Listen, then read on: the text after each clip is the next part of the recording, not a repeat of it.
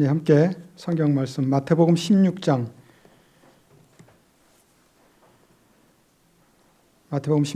13절에서 18절 그리고 21절에서 23절까지 함께 읽도록 하겠습니다. 13절부터 예수께서 다 함께 읽겠습니다. 시작.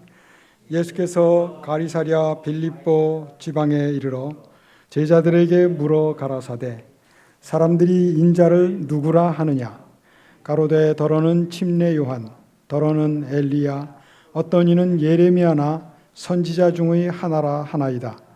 가라사대 너희는 나를 누구라 하느냐? 시몬 베드로가 대답하여 가로되 주는 그리스도시요 살아계신 하나님의 아들이시니이다. 예수께서 대답하여 가라사대 바요나 시몬아 네가 복이 있도다. 이를 너에게 알게 한 이는 혈육이 아니요 하늘에 계신 내 아버지시니라. 또 내가 너에게 이르노니 너는 베드로라. 내가 이 반석 위에 내 교회를 세우리니 음부의 권세가 이기지 못하리라. 21절입니다.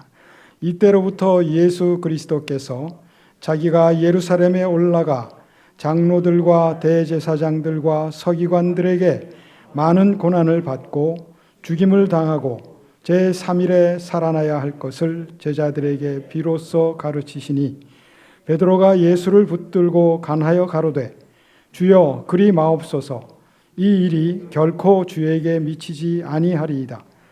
예수께서 돌이키시며 베드로에게 이르시되 내 뒤로 물러가라. 너는 나를 넘어지게 하는 자로다. 네가 하나님의 일을 생각지 아니하고 도리어 사람의 일을 생각하는도다 하시고. 아멘. 네, 예수님과 제자들이 이제 갈릴리로의 두 번째 여행을 시작했습니다. 예수님께서는 제자들에게 장차 임할 시련을 이길 힘을 얻을 수 있도록 그들의 믿음을 고백할 기회를 주셨습니다. 그래서 제자들에게 물으셨습니다. 사람들이 나를 누구라고 하느냐? 이때 제자들은 사람들이 즉 이스라엘 백성들이 그분을 메시아로 인정하지 않았음을 인정할 수밖에 없었습니다. 많은 사람들이 예수님을 선지자로 받아들일 준비는 했지만 그분이 메시아라고 믿지는 않았습니다.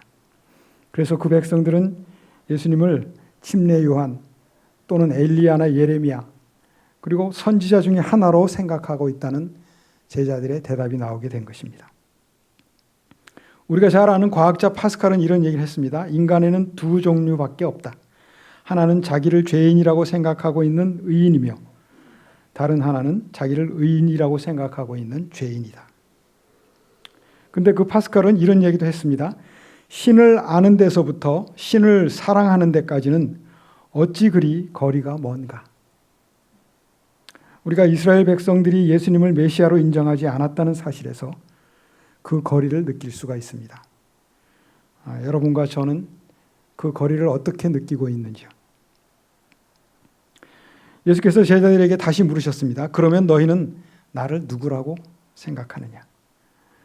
정작 예수께서 하시고 싶은 말씀은 바로 이것이었습니다. 제자들이 예수를 어떻게 생각하는지 다 알고 계셨지만 이 질문을 통해서 그들이 가장 중요한 것을 깨닫고 그 믿음을 고백하도록 하시기 위함이었습니다. 이때 베드로가 그 유명한 신앙 고백을 하죠. 주는 그리스도시요 살아계신 하나님의 아들이시니이다. 예수님을 따르던 많은 사람들은 그분께서 자신들의 기대를 충족시키지 않자 그분을 떠나갔습니다. 침례 요한의 죽음을 막지 않으셨을 뿐만 아니라 예수님 자신도 다윗의 보좌에 앉기를 거절하셨기 때문입니다. 그러나 베드로를 비롯한 제자들은 비록 그분의 사명에 대해서 완벽하게 이해는 하지 못했을지라도 예수님을 메시아로 인정하고 있었습니다. 시대의 소망은 이렇게 기록합니다. 어제는 예수를 찬양하고 오늘은 예수를 저주하는 자들의 흔들리는 행동이 즉 이스라엘 백성들의 행동을 말하는 것이죠.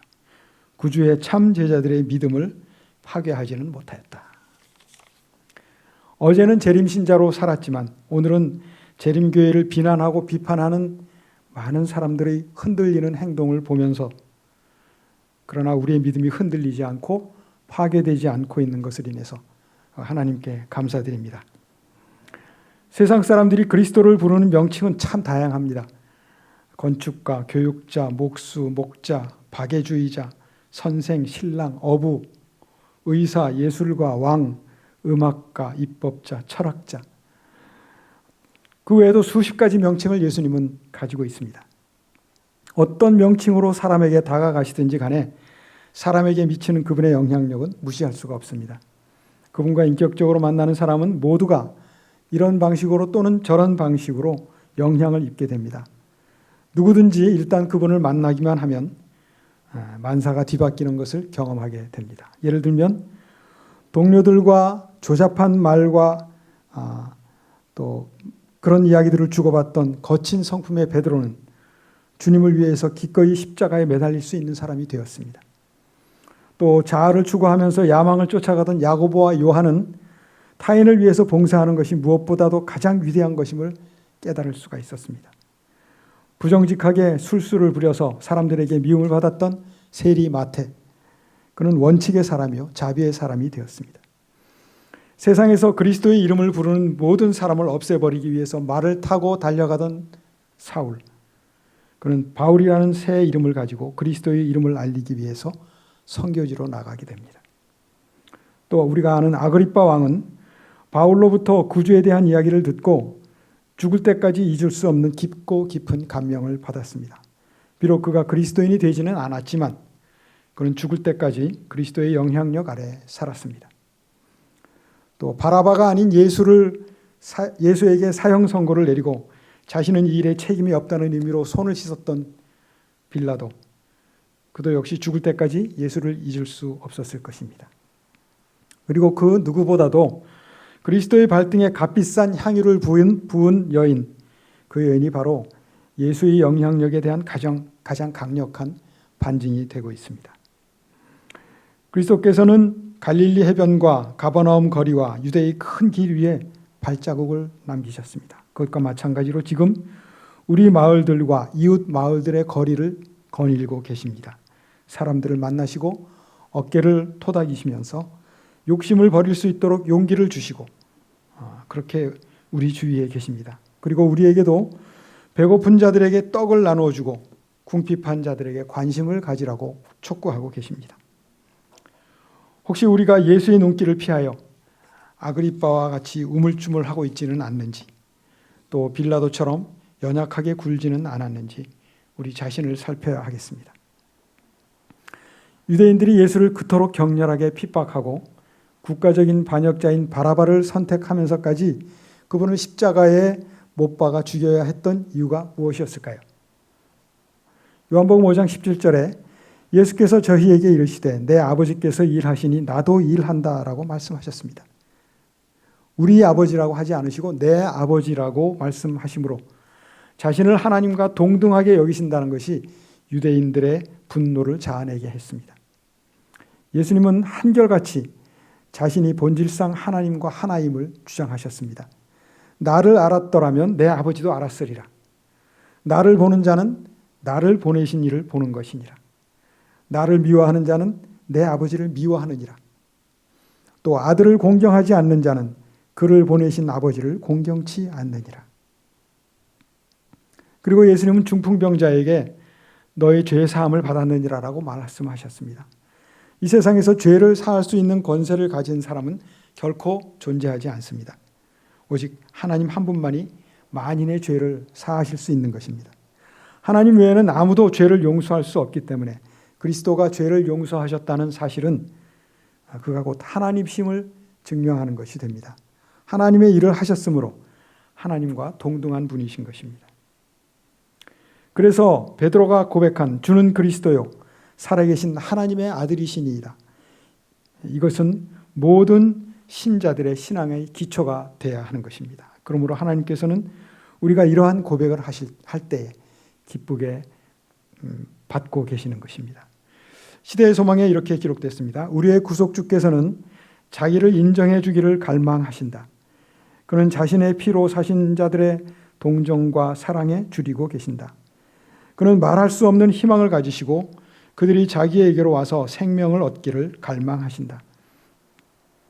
어머니가 자기 어린 자녀에게서 지성의 눈이 트인다는 것을 말하여 주는 그 미소를 고대하는 것처럼 그리스도께서도 사람의 마음속에서 영적 생명이 시작되었다는 것을 드러내주는 고마워하는 사랑의 표현을 고대하시는 것이다.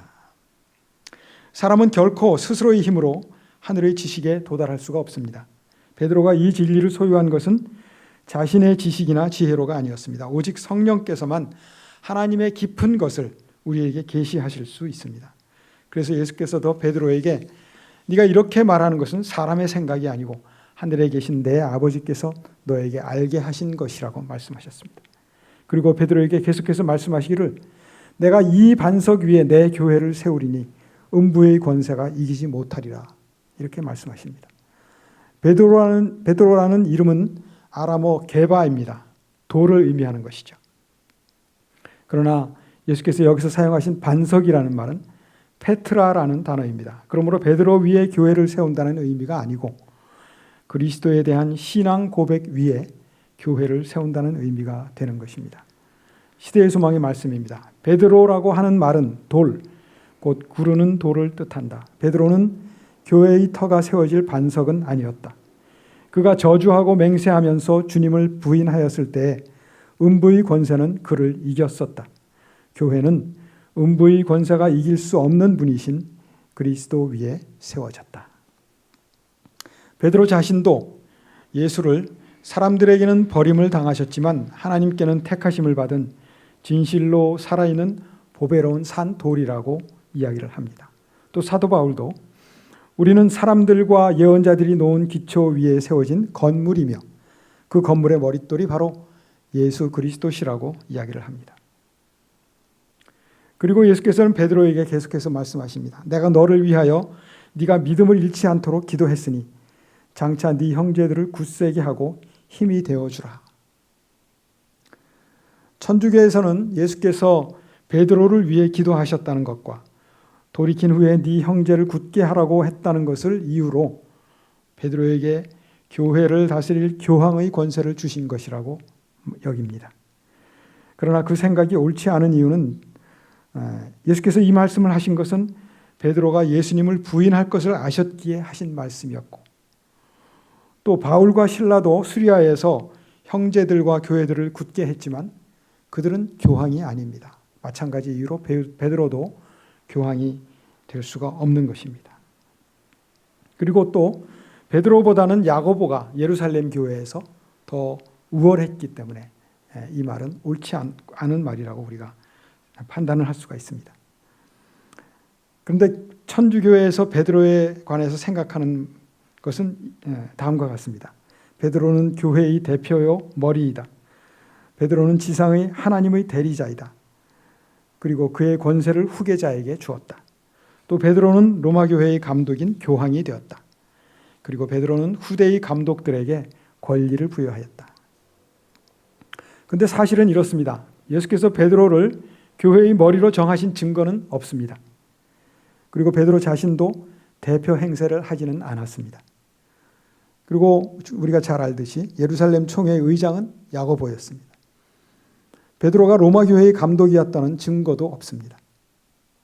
또 로마 교회는 AD 4세기가 되어서야 지배권을 갖게 됩니다. 그러므로 시간적으로 부합하지가 않는 것입니다. 그러면 방금 말씀드린 내용인 베드로가 초대 교황일 수 없는 이유를 좀 더 구체적으로 말씀을 드려보겠습니다. 첫째로 교회의 머리는 베드로가 아닌 그리스도이십니다. 에베소 1장과 5장에 기록된 그리스도를 교회의 머리로 주셨다는 바울의 말씀은 주후 64년경에 기록이 되었습니다. 이미 예수께서 승천하신 지 30년이나 지난 뒤에 그때 사도 바울이 이런 기록을 하였던 것입니다. 그때까지도 예수님은 여전히 교회의 머리인 오직 한 분이셨습니다. 그리스도만이 유일한 교회의 머리이시므로 당연히 베드로는 아닙니다. 그래서 천주교는 예수는 천국 교회의 머리이시고 베드로는 지상 교회의 머리라고 이야기를 합니다. 그러나 예수는 그 어떤 사람도 교회의 머리로 삼지 않으셨습니다. 두 번째 이유는 베드로가 아닌 그리스도가 교회의 터이시라는 것입니다. 만일에 교회의 터가 베드로 위에 자리 잡게 된다면 교회는 사람의 터 위에 자리 잡은 것이 되겠죠. 그것도 그리스도를 부인했던 전력이 있는 사람, 그뿐 아니라 그리스도를 저주하면서 맹세까지 했던 그 사람 위에 교회가 세워진 것이 되는 것입니다. 또 교회는 같은 사도였던 바울에게 책망받았던 사람 위에 세워지는 것이 되는 것이죠. 또 교회는 결혼한 남자 위에 세워지는 것이 됩니다. 그렇다면 천주교 신부들의 독신 생활은 당위성이 없다고 여겨질 수가 있습니다. 그리고 셋째 이유, 베드로 자신의 태도와 저술에서 그가 초대 교황이 아님을 알 수가 있습니다. 그는 자신을 종이요 장로라고 표현했습니다. 그러나 아버지, 지존자, 교황 이런 말은 베드로는 사용하지 않았습니다. 또 고넬료의 집에서 사람들이 자신에게 경배하고자 했을 때 베드로는 극구 만류했습니다. 또 성전 앞에서 걷지 못하는 사람에게 은과 금은 내게 없거니와라고 베드로는 이야기했습니다. 그런데 오늘날 교황의 거처와 그 주변은 화려하기 그지없죠. 게다가 이 세계에서, 전 세계에서 최고의 부자는 누굽니까? 바로 교황입니다. 그리고 베드로는 구주를 목자와 감독이라고 불렀지만 교황은 자기 스스로를 그렇게 부르고 있습니다. 네 번째 이유입니다. 다른 제자들의 태도와 행위에서 베드로가 교황이 아님을 알 수가 있습니다. 베드로는 아까 말씀드렸듯 바울의 면전에서 책망을 받았습니다.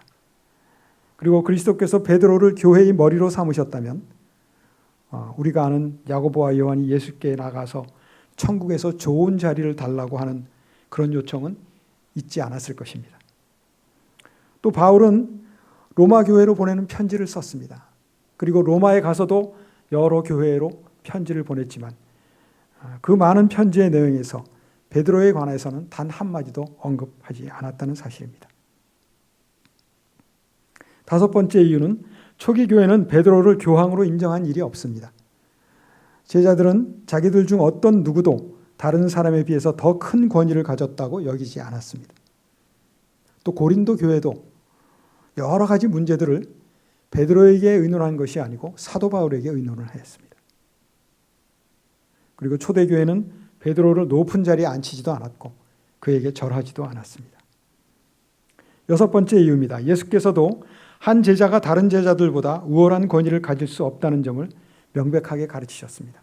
너희 중에 누구든지 크고자 하는 자는 너희를 섬기는 자가 되고 너희 중에 누구든지 으뜸이 되고자 하는 자는 너희 종이 되어야 하리라.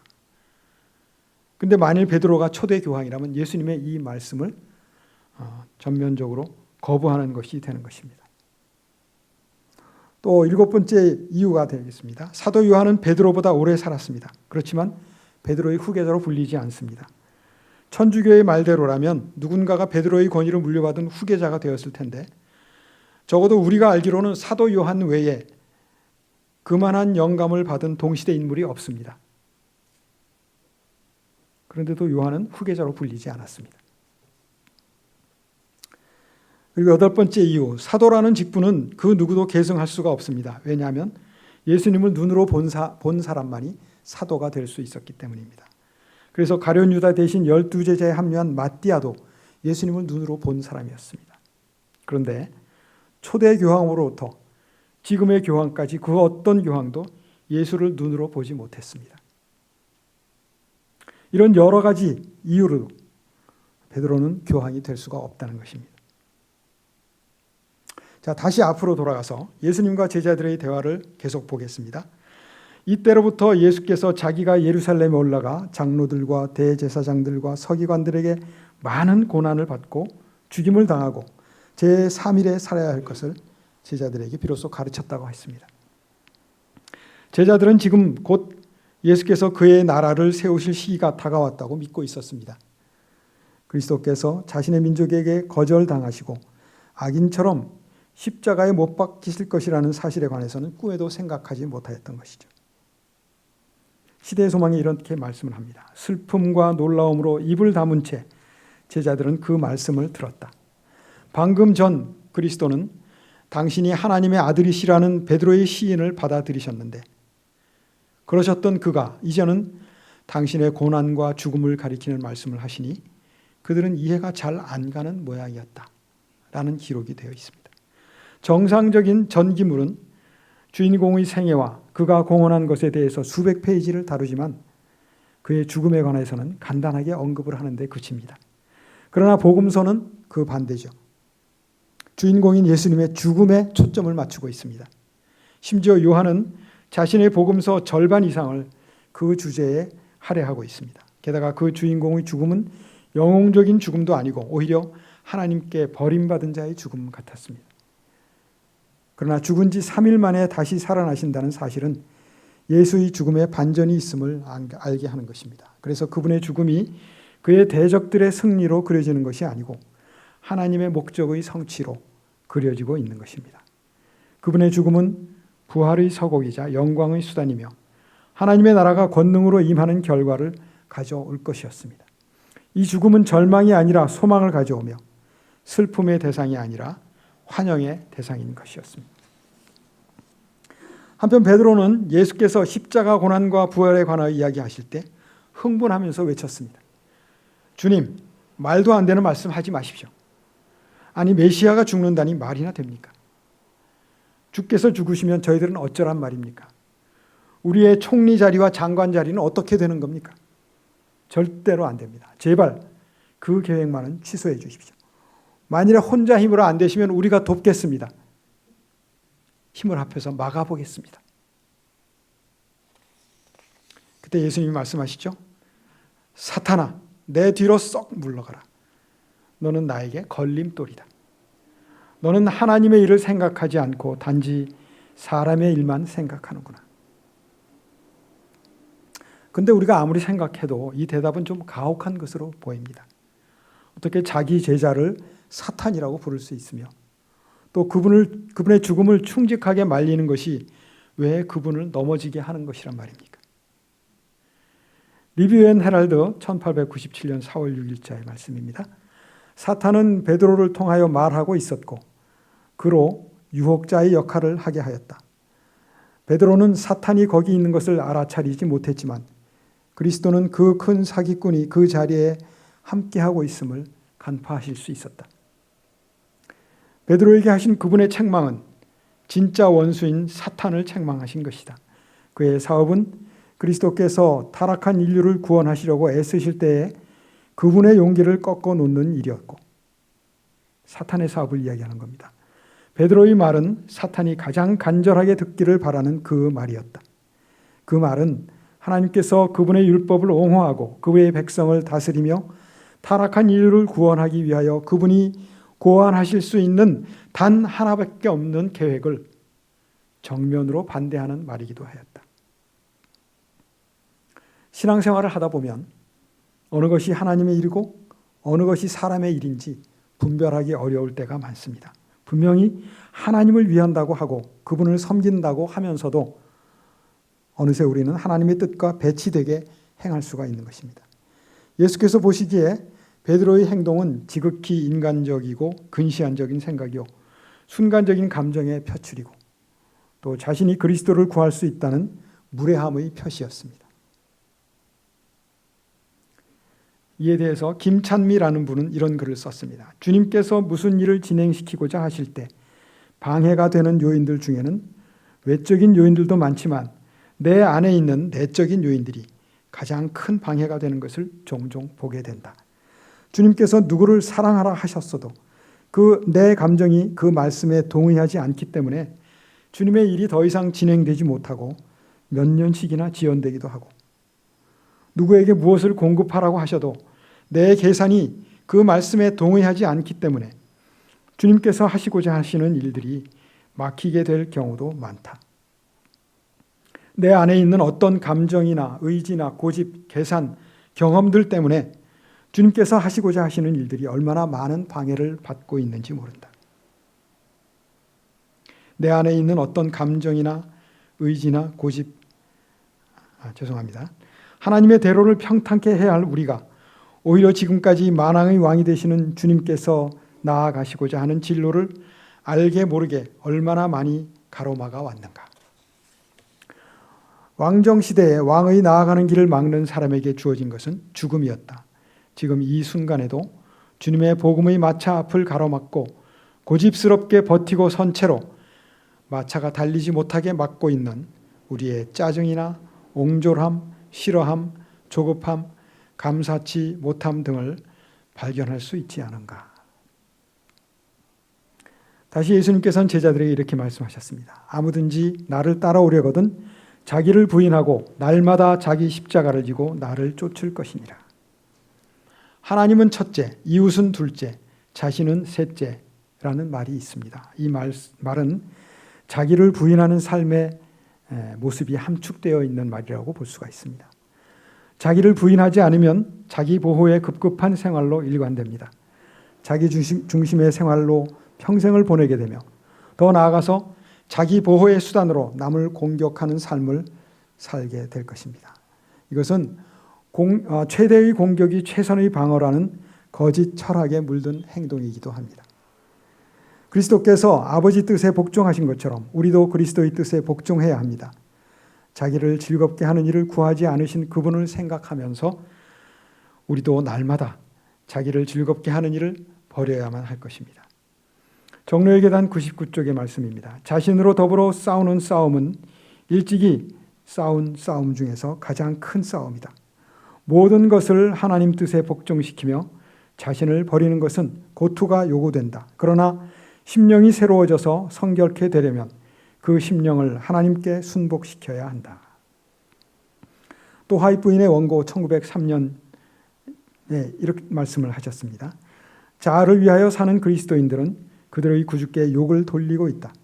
겉으로는 혹 그들이 주님을 매우 열심히 섬길지 모르지만 그들은 자신이 하는 모든 일에다 자아라는 씨를 섞어 짠다. 그들은 이기심이라는 씨앗을 뿌리기 때문에 마침내 썩어질 것을 거두게 된다. 자아 봉사는 그 모습이 다양하다. 그 모습 중 어떤 것은 별 해롭지 않은 것처럼 보인다. 표면적으로 착한 척하면 진짜 착한 사람으로 보이게 되지만 주께 영광을 돌리지는 못한다. 그들의 봉사로 인해서 하나님의 사업은 방해를 받는다. 어떤 농가에 송아지 2마리가 있었습니다. 이제 점점 자라서 일을 할 만큼 커졌습니다. 송아지가 자라면 일을 시키기 위해서 무엇을 해야 됩니까? 콧뚜레를 해야 되죠. 이제 그 시기가 된 것입니다. 그런데 한 송아지가 주인에게 애원을 했습니다. 주인님, 저에게는 콧뚜레를 하지 말아 주십시오. 그래서 주인이 대답했습니다. 콧뚜레를 하지 않으면 송아지가 아니고 망아지가 될 텐데. 아닙니다, 주인님. 콧뚜레를 해야만 일을 시킬 수 있다는 것은 옛날 생각입니다. 두고 보십시오. 콧뚜레를 하지 않아도 열심히 일을 해서 갑절이나 일을 더 잘한다는 평가를 꼭 듣고 말겠습니다. 자신의 뜻이 관철이 되었습니다. 그래서 처음에는 자신이 호언장담했던 것처럼 스스로 멍에를 매기도 하고 달구지를 끌기도 하면서 열심히 일을 했습니다. 그런데 차츰차츰 꾀가 생겨서 일을 멀리하기 시작했습니다. 일을 주면 피해서 달아나기도 하고 심지어 어떤 때는 주인에게 뒷발질을 하기도 했습니다. 그러나 다른 한 송아지는 콧뚜레를 하고 열심히 성실하게 일을 했습니다. 어느 날 콧뚜레를 한 소가 밭에 나가서 밭을 갈고 집에 돌아왔습니다. 그런데 콧뚜레를 하지 않은 소가 보이질 않는 것입니다. 주인에게 물었습니다. 도살장에 보냈다. 이런 대답이 돌아왔습니다. 멍에를 지지 않으려는 소가 콧뚜레를 하지 않고 멍에를 매지 않으려고 하는 소가 갈 곳은 도살장뿐입니다. 자기 십자가를 매지 않으려는 사람이 갈 수 있는 곳은 어디겠습니까? 자기 십자가를 지고 예수를 따르는 사람에게는 첫째로 이전에 없었던 고난과 투쟁이 뒤따르게 됩니다. 이전에는 아무런 문제가 되지 않았던 일들이 내 삶을 하나님의 뜻이 주관하게 됨에 따라 심각한 문제로 대두되기 시작하는 겁니다. 이전에는 아무런 거리낌 없이 주고받던 뇌물이 이제는 결코 마음 편히 주고받을 수 없는 것이 되는 겁니다. 이전에는 거리낌 없이 내뱉던 악한 말들도 이제는 결코 쉬 내뱉을 수 없는 말이 됩니다. 이전에는 무감각하게 넘어가던 사회적 불의를 보면서 마음속에 괴로움을 느끼게 되는 것이죠. 그래서 예수께서는 내가 세상에 화평을 주러 온 줄로 생각지 말라. 화평이 아니요 검을 주러 왔노라. 이렇게 말씀하셨죠. 세상이 하나님과 원수가 되어 있는 한 십자가를 진 그리스도인은 결코 이전과 동일하게 세상과 화목하며 살아갈 수가 없는 것입니다. 만일 우리 삶이 세상 일들과 관련해서 너무 무사태평하다면, 그리고 우리 마음속에 악한 일들과 관련해서 아무런 번민이 없다면 우리 영혼 상태에 뭔가 문제가 있는 것이 아닌가를 검토해 봐야 되는 것입니다. 반대로 십자가를 지기로 결단한 이래로 이전에 경험해 보지 못했던 여러 가지 힘들고 어려운 역경과 싸워왔다면 그것은 기쁘고 감사하게 여겨야 할 것입니다. 왜냐하면 예수님의 십자가도 엄청난 수치와 고통이 있었고 끝내는 죽음에 이르기까지 하였기 때문입니다. 자기 십자가를 지고 예수를 따른 사람에게는 둘째로 포기하고 버리는 삶이 나타납니다. 예수님은 우리가 가진 모든 것을 버리고 포기하기를 원하십니다. 그러므로 포기의 대상에는 한계가 없습니다. 재물이나 재능이나 시간이나 지식이나 지위나 가족, 심지어 생명까지도. 그냥 포기하는 것이 아니고 기쁜 마음으로 적극적으로 포기하게 되는 것입니다. 밭에 보화를 발견한 농부가 가진 재산을 모두 처분해서 밭을 사려고 할 때 기쁜 마음으로 재산을 포기하는 것처럼 말이죠. 십자가를 지면서 따져보거나 생색내거나 아까워하거나 마지못해 해서는 안 됩니다. 왜냐하면 그 십자가는 우리가 포기한 모든 것들이나 우리가 당한 고난이나 역경과는 비교할 수 없는 엄청나게 값지고 고귀한 대가인 영생을 가져다 주기 때문입니다. 1800년대 미국 서부에 금광이 많이 발견이 되었습니다. 그래서 금을 찾아서 서부로 떠나는 수십만 명의 미국인들이 있었죠. 그래서 그 시대를 대변하는 말이 바로 골드러시라는 말입니다. 금을 찾아서 달려간다는 의미이죠. 그때 그곳에서 광부들을 가득 태운 배가 강을 운행 중에 있었습니다. 그런데 강 바닥에 버려져 있는 난파선의 잔해와 그 배가 부딪혀서 그만 배에 구멍이 나고 말았습니다. 물이 들어왔고 사람들은 살기 위해서 강물로 뛰어들었습니다. 모두가 살만한 붙들 만한 것들을 붙들고 이제 강 위에 떠 있었습니다. 그런데 한 광부가 강에 뛰어내려서 커다란 통나무를 붙들었습니다. 당연히 살아야 되겠죠. 그런데 그 사람이 통나무와 함께 강물에 빠져서 죽고 말았습니다. 나중에 시체를 향해서 살펴보니까 그의 주머니와 허리띠에 빼곡하게 무엇이 있을까요? 금이 들어 있었습니다. 금의 무게를 이기지 못해서 물에 빠져서 익사하고 말았다는 것입니다. 무엇을 포기해야 할지를 잘못 선택한 결과 아니겠습니까? 우리도 전적인 자기 포기가 없다면 영생이 주어질 수가 없습니다. 바울은 자신은 그리스도와 함께 십자가에 못 박혔노라고 고백합니다. 우리 그리스도인들은 바울과 마찬가지로 모두 십자가에 못 박힌 사람들입니다. 그게 아니라면 그리스도인이 아니겠죠. 오늘은 오늘의 십자가를 져야 하고 내일은 내일의 십자가를 져야 합니다. 그뿐만 아니라 우리는 매 순간 스스로를 십자가에 못 박는 삶을 살아야 합니다. 왜냐하면 우리의 삶 속에는 옛사람과 새 사람이 항상 투쟁하고 있기 때문입니다. 이제 말씀을 정리하겠습니다. 우리는 주는 그리스도시요 살아계신 하나님의 아들이시라고 세상을 향해서 외치는 재림 성도들입니다. 그러므로 그 아들이신 예수의 모본을 따라서 자신의 모든 것을 기꺼이 포기해야 할 것입니다. 또 나도 모르는 사이에 복음의 마차 앞에 서서 진로를 방해하는 죄인이 되어서는 안 될 것입니다. 그리고 자기 십자가를 지고 예수를 따르는 삶이 되어서 하나님께로부터 인정받고 또 세상으로부터 인정받는 그러한 우리 병원교회 성도님들 되시길 바라면서 말씀을 마치겠습니다. 하늘에 계신 아버지 하나님, 우리 모든 성도님들 주는 그리스도요 살아계신 하나님의 아들임을 증거하며 복음의 마차 앞에서 힘차게 달려나가는 삶이 되도록 축복하여 주시옵소서. 예수님 이름으로 기도드리옵나이다. 아멘.